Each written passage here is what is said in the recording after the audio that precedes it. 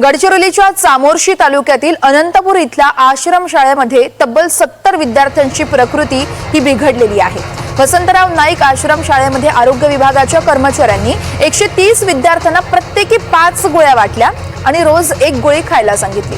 तर काही विद्यार्थ्यांनी जेवणानंतर पहिली गोळी खातात जवळपास 70 विद्यार्थ्यांची प्रकृती ही अचानक बिघडलेली आहे। त्यांना ताप उलटीचा त्रास झाल्याने त्यांना रुग्णालयामध्ये दाखलही करण्यात आले। त्यातील काही विद्यार्थ्यांची प्रकृती ही गंभीर असल्याची माहिती मिळते। त्यांना चामोर्शी आणि गडचिरोली इथल्या रुग्णालयामध्ये दाखल करण्यात आले। दरम्यान आता सर्व विद्यार्थ्यांची प्रकृती धोक्याबाहेर असल्याची माहिती मिळते। आश्रम शाळेतील 70 विद्यार्थ्यांची ही अचानक प्रकृती बिघडल्याने परिसरात देखील खळबळ उडाली आहे।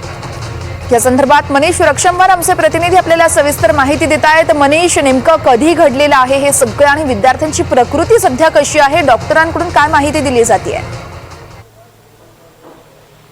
चामोर्शी तालुक्यातील अनंतपूर येथील वसंतराव नाईक आश्रम शाळेत सोमवारी आरोग्य विभागाचे फिरते रुग्णालयाची रुग्णवाहिकेत आरोग्य पथकातील कर्मचाऱ्यांनी 130 विद्यार्थ्यांना प्रत्येकी 5 गोळ्या वाटल्या होत्या आणि रोज 1 गोळी खायला सांगितली।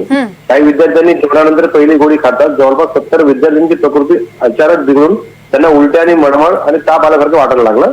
लगेच शाळेतील शिक्षकांनी सर्व विद्यार्थ्यांना सामान्य रुग्णालयात दाखल केले आणि काही विद्यार्थ्यांची प्रकृती गंभीर असल्याने त्यांना सामान्य रुग्णालय चामोर्शी आणि गडचिरोली येथे सुद्धा पाठवण्यात आले होते। अगोदर असं वाटलं होतं की जेवणात काहीतरी विषबाधा झाली असेल, पण सर्व जेवण केलेल्या विद्यार्थ्यांपैकी फक्त गोळ्या खाल्लेल्या विद्यार्थ्यांना त्रास जाणवत असल्याचे दिसून आले। या माहितीकरता आपण जिल्हा शल्य चिकित्सा अधिकारी डॉक्टर किन्नाके यांच्याशी चर्चा केली असता त्यांनी हा गोळीचा दुष्परिणाम नसल्याची माहिती सुद्धा दिलेली आहे।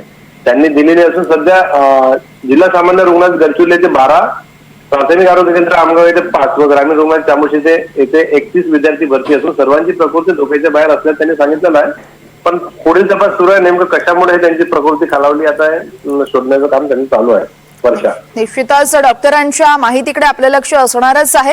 तुर्तास धन्यवाद मनीष, तुम्ही दिलेल्या या सविस्तर माहितीसाठी।